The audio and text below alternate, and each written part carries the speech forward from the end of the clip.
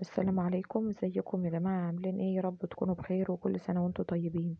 في الحقيقة هقول لكم على اسعار النهاردة، وزي ما قلت لكم في الفيديو اللي فات ان احنا داخلين على انخفاض اسعار دلوقتي، لكن بعد كده هيبقى في ازمة.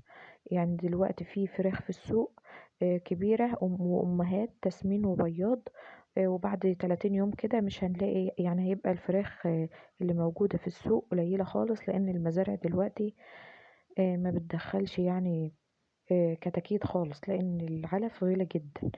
فده بيؤدي لإيه؟ بيؤدي إن الكتكوت أو الكتاكيت عموما سعرها ينزل خالص، وده اللي شايفينه كل يوم اهوت. يعني النهاردة الكتكوت الأبيض عامل 8 جنيه، نزل برضو خالص اهو، عمال ينزل كل يوم عن يوم. وبعد كده هتلاقوا أرخص من كده كمان. يعني الأزمة اللي فاتت بتاعة رمي الكتاكيت وكده وإعدامها ممكن تتكرر تاني، لأن المزارع ما بتدخلش كتاكيت دلوقتي. وكمان سعر الفراخ هيبقى أغلى بعد 30 يوم كده، لأن العلف عمال يغلى خالص ومفيش حد بيدخل، فيبقى عدد الفراخ اللي معروضة في السوق بعد حوالي شهر هيبقى قليل خالص وسعرها غالي عن الأيام دي كمان.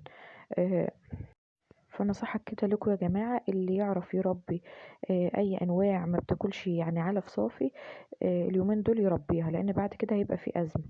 زي مثلا الساسو، أو الساسو ممكن تخلطيله مع العلف أي حاجة تانية، يعني نسبة العلف تبقى قليلة شوية. وبرضو الفيوم الذهبي والهجيني كويسين جدا، يعني ممكن تربيهم من غير ما تجيبي علف صافي، يعني بتخلطي حاجات تانية.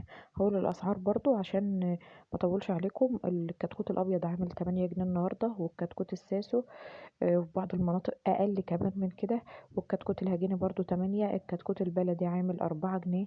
الكتكوت الفيومي هو اللي لسه عالي شوية، اللي هو الفيوم الذهبي. البرابر ب5 جنيه، والديوك ب9، وعلى وشه ب7.5.